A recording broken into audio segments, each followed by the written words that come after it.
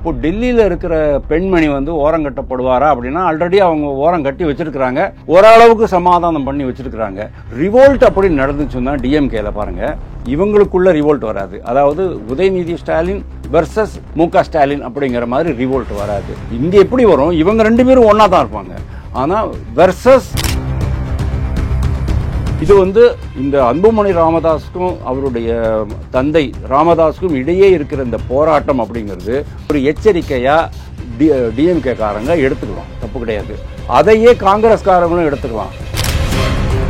நிறைய பேர் சொல்றது என்னன்னா 2026 பொறுத்த வரைக்கும் அந்த தேர்தலை உதயநிதி தலைமையில இருந்து தான் திமுக சந்திக்க போகுது அப்படிங்கறது தான் நிறைய பேர் வந்து சொல்லிட்டு இருக்காங்க. அவங்களுக்கு உண்டான இடம் 2026 கிடைக்குமா அப்படிங்கிறது தான் ஒரு கேள்வி. கண்டிப்பா கிடைக்காது. ஒரே வாரத்தில் முடிச்சிட்டீங்க. கண்டிப்பா காரணம் நான் சொல்றேன். உதயநிதிக்கு யார் சேலஞ்சா இருப்பாங்க தெரியுமா? கனிமொழி சேலஞ்சா இருக்க மாட்டாங்க. Kanimozhi is no match. கனிமொழிக்கு அந்த அளவுக்கு ஆற்றல் கிடையாது. நிறைய பேர் சொல்றாங்க அப்படியாக்கும் இப்படியாக்கும், அதெல்லாம் ஒன்றும் கிடையாது. கனிமொழியால ஒண்ணுமே பண்ண முடியாது. எவ்வளவுதான் அவருடைய மற்ற நண்பர்கள்.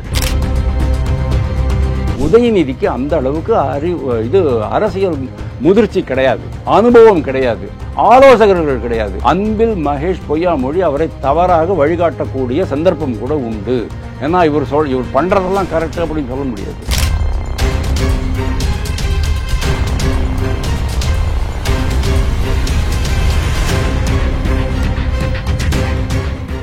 ரியலோ நேயர்களுக்கு வணக்கம். இன்று நம்மளுடைய நேர்காணலுக்கு அரசியல் விமர்சகர் திரு வாசுதேவன் அவர்கள் நினைச்சிருக்காங்க. சார் வணக்கம். வணக்கம் தமிழ், எப்படி இருக்கீங்க?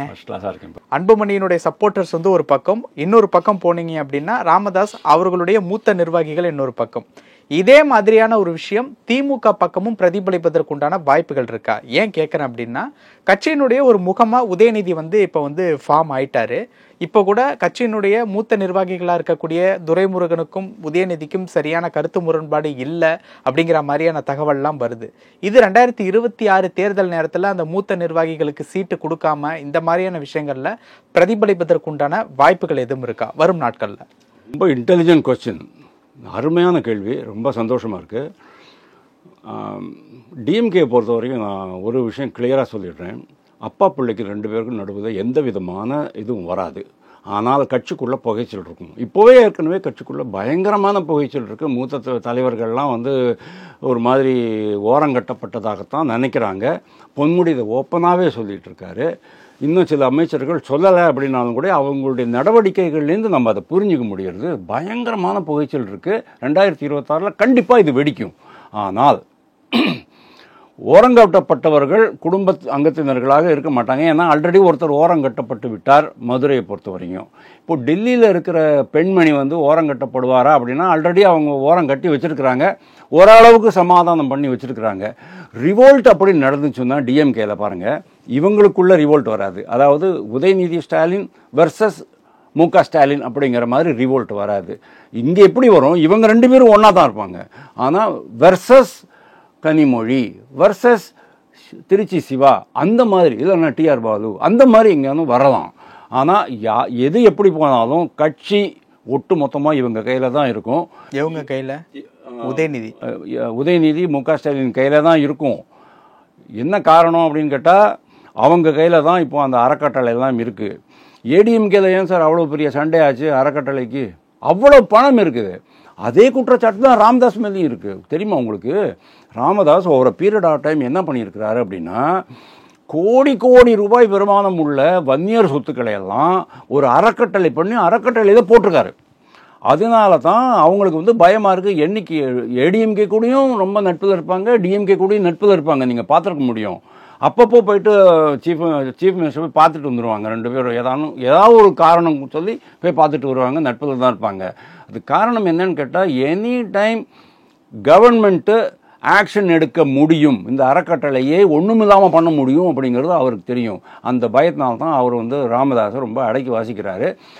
அதை நம்ம சமாளிக்க முடியும் அப்படிங்கிற அந்த தைரியம் அன்புமணி ராமதாஸுக்கு இருக்குது. ஏன்னா அவர் இளரத்தம், அவருக்கு தெரியும் இதை விட இன்னும் பெட்டராக பண்ணலாமே அப்படிங்கிற மாதிரி அவருக்கு தெரியும். அதனால் இது வந்து இந்த அன்புமணி ராமதாஸுக்கும் அவருடைய தந்தை ராமதாஸுக்கும் இடையே இருக்கிற இந்த போராட்டம் அப்படிங்கிறது ஒரு எச்சரிக்கையாக டிஎம்கே காரங்க எடுத்துக்கலாம், தப்பு கிடையாது. அதையே காங்கிரஸ்காரங்களும் எடுத்துக்கலாம். ஒன்று சொல்லவா, over a period of time, இன்னிலேருந்து இன்னும் கொஞ்சம் வருஷத்தில் ராகுல் காந்தி மங்கி விடுவார்னு நம்ம இதுக்கு முன்னாலே பதிவு பண்ணியிருந்தோம். 2 பேரும் பாராளுமன்றத்துக்கு போகும்போது ராகுல் காந்தி மங்கி விடுவார். ஏன்னா பிரியங்கா காந்தியினுடைய அந்த ஆளுமை இவரை விட பெரிய ஆளுமை, நல்ல ஆளுமை அப்படின்னு நான் சொல்லியிருக்கேன். அது முதல் இதுலேயே அவர் நிரூபிச்சிட்டாரு. ரொம்ப காமாக கூலாக குவைட்டாக, என்னதான் சப்ஸ்டன்ஸ் இல்லை, சப்ஸ்டன்ஸ் கிடையாது, எல்லாமே ஒரு சவுண்டு தான். ஆனாலும் அவருக்கு ஒரு பெட்டர் ஆளுமை இருக்குது, more acceptable personality. Priyanka Gandhi is a more acceptable personality அப்படிங்கிறத மற்ற கட்சிகள், மற்ற உறுப்பினர்கள் உணர ஆரம்பிச்சிட்டாங்க. அப்போது ராகுல் காந்தி ஓரங்கட்டப்பட்டு விடுவார். அப்புறம் என்ன ஆகும் தெரியுமா? ராபர்ட் வாட்ரா காங்கிரஸ் கட்சியை கைப்பற்றுவார். எழுதி வச்சுக்கோங்க. இது ஒரு இடத்துல இருந்தாலும் இப்போ கட்சியில் இருக்கக்கூடிய முக்கியமான ஒரு ப்ராப்ளமா இருக்கிறது வந்து திமுகவில் இருக்கக்கூடிய மூத்த நிர்வாகிகள். அந்த கலைஞர் அவர்களுடைய காலகட்டத்திலேருந்து பயணித்துட்டு வந்திருந்தவங்களுக்கு எல்லாருக்குமே 2026 சரியான இடம் கிடைக்குமா? ஏன்னா நிறைய பேர் சொல்றது என்னன்னா 2026 பொறுத்த வரைக்கும் அந்த தேர்தலை உதயநிதி தலைமையில இருந்து தான் திமுக சந்திக்க போகுது அப்படிங்கிறது தான் நிறைய பேர் வந்து சொல்லிட்டு இருக்காங்க.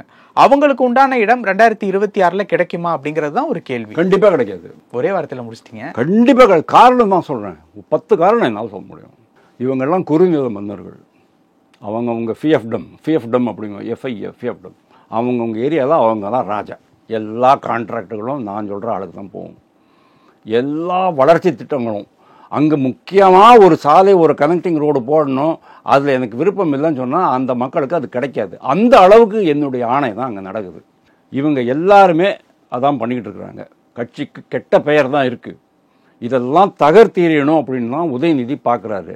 இளைய ரத்தம் கொண்டு வரணும்னு பார்க்குறாரு. எனக்கு யாரை சப்போர்ட் பண்ணுவாங்க? நான் வந்து ஒரு கட்சியினுடைய தலைமை பதவியில் வர்றேன் அப்படின்னு சொன்னால் என்னுடைய ஆதரவாளர்கள் யார் அப்படிங்கிறதான் நான் கவுண்ட் பண்ணுவேனே தவிர எனக்கு எதிர்ப்பாளர்கள் யார், அவங்களுடைய எண்ணிக்கையை வளர்ப்பதற்கு நான் எப்போவுமே விரும்ப மாட்டேன்.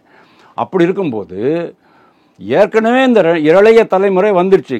நேருடைய பையன் அரசியலில் வந்துட்டார், துரைமுருகன் பையன் அரசியல் வந்துட்டார், அன்பில் பொய்யாமொழியினுடைய பேரன் வந்துட்டார் இங்கே. அதே மாதிரி நிறைய பொன்முடி, பாலு எல்லாரும் வந்தாச்சு. தயாநிதி மாறனுடைய பையன் தான் வந்துட்டார். எல்லாருமே வந்தாச்சு. அப்புறமா ஆற்காடு ராசி ஒரு வரிசை சொல்லிக்கிட்டே போகலாம். இவங்களெல்லாம் ஓரளவுக்கு மேனேஜ் பண்ண முடியும். ஒரு வேளை நீங்கள் கேட்ட கேள்வியில் பயங்கரமான பொருள் இருக்குது தமிழ். நீங்கள் புரிஞ்சுக்கிட்டீங்களான்னு தெரியல. எனக்கு இப்போ என்ன பயமாக இருக்குது தெரியுமா? இந்த மூத்த தலைவர்கள்லாம் விட்டுடுங்க, அவங்கெல்லாம் already been there done that அப்படின்னு இங்கிலீஷில் சொல்லுவாங்கல்ல, எல்லாத்தையும் பார்த்துட்டேன், ஏன் போகிறோம் எனக்கு அப்படிங்கிற மாதிரி போயிடுவாங்க. ஆனால் அவங்களுடைய இளைய தலைமுறை இருக்கு இல்லையா, நான் சொன்னேன் பொன்முடி, டிஆர் பாலு, துரைமுருகன், பெரியசாமி, இவங்க எல்லாம் உள்ளே இருக்கிறாங்க இல்லையா, இவங்க தான் இப்போ 2வது தலைமுறை. எப்படி முக ஸ்டாலினுடைய பையன் துணை முதல்வராக இருக்காரோ அதே மாதிரி அவருடைய அமைச்சரவையில் அவருடைய கட்சி பொறுப்புகளில் இந்த தலைமுறை இருக்குது. அவங்கள நீங்கள் ஓரங்கட்டினாலும் கூட உதயநிதிக்கு யார் சேலஞ்சாக இருப்பாங்க தெரியுமா? கனிமொழி சேலஞ்சாக இருக்க மாட்டாங்க. Kanimozhi is no match.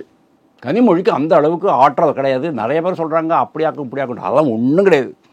கனிமொழியால் ஒன்றுமே பண்ண முடியாது. எவ்வளோ தான் அவருடைய மற்ற நண்பர்கள் அங்கே டெல்லியில் இருக்கிற 1-2 நண்பர்கள் வந்து அவரை தூண்டி விட்டாலும் கூட அவரால் ஒன்றுமே பண்ண முடியாது, ஒன்றும் கிழிக்க முடியாது. ஆனால் உதயநிதிக்கு யார் சேலஞ்சாக இருப்பாங்க அப்படின்னா அவரால் நியமிக்கப்படுகிற எம்எல்ஏஸ் கிடையாது.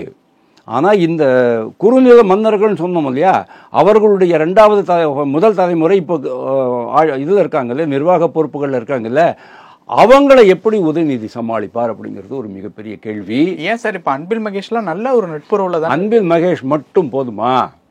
டிஆர்பி ராஜா இருக்காரு, ராஜா மட்டும் போதுமா? யாராவது ஒருத்தர் போதும். யாராவது ஒருத்தர், இந்த ஒரு 7-8 பேர் 12 பேர்ல யாராவது ஒருத்தர் உதயநிதிக்கு சேலஞ்சராக வருவார் அப்படிங்கிறது என்னுடைய கணிப்பு. அப்போ அவர் எப்படி சமாளிக்க போறார் அப்படிங்கிறத நம்ம பார்க்கணும். அதுக்கு தான் அந்த அறக்கட்டளை இதெல்லாம் ரொம்ப இதுவாக வச்சுருப்பா. நீங்கள் கேட்கலாம், மூக்க அழகிரியே ஓரம் கட்டிட்டாங்களே சார், இவங்களெல்லாம் ஓரம் கட்ட முடியாது அப்படி. மூக்க அழகிரியே கலைஞரே ஓரம் கட்டினார். கலைஞர் ஓரம் கட்டினார். அதுக்கப்புறமா கலைஞர் இறந்த பிறகு இங்கே ஒரு பெரிய விழாலாம் நடத்தினாங்க, வாக்கிங்கெல்லாம் போனாங்க, அது வரைக்கும் சமாதி வரைக்கும். எப்படியாவது திருப்பி கட்சி பிடிச்சிடலாம் அப்படிங்கிற மாதிரி தான் இருந்தார். அதுக்கப்புறமா திருப்பியும் அந்த அறக்கட்டளை இதெல்லாம் கொடுத்து கொஞ்சம் பணங்கள்லாம் கொடுத்து சமாதானம் பண்ணிட்டாங்க. அதுவும் போயிட்டார், அது முடிஞ்சு போச்சு. அவருடைய பையனுக்கு வேறு பிரச்சனைகள்லாம் இருக்கிறதுனால அவர் ஜாஸ்தி இன்வால்வ் ஆகலைன்னு வச்சுக்கோங்க. ஆனால் இப்போ இருக்கிற இந்த மற்ற மூத்த அமைச்சர்களுடைய முதல் தலைமுறையினர் கட்சியில் இருக்கிறவங்க நாளைக்கு போர்க்கொடி தூக்க முடியும். அவங்க வந்து மொத்தமாகவே, ஏன்னா இப்போ எப்படி அன்புமணி ராமதாஸ் வந்து போர்க்கொடி தூக்கினாரோ அதே மாதிரி கட்சிக்கு எதிராக யார் வேணாலும் போர்க்கொடி தூக்க முடியும். அப்போ என்ன ஆகும் அப்படிங்கிறது ஒரு பெரிய கேள்வி. இதே ப்ராப்ளத்தை தான் இப்போ எடப்பாடி பழனிசாமிக்கும் எதிர்கொண்டுட்டு இருக்காரு. எப்படி? அங்கேயே அவருக்கு எதிரான குரல்கள், ஏன்னா தொடர்ச்சியாக லாஸ் நடந்துக்கிட்டே இருக்கு. 20% வந்தாச்சு.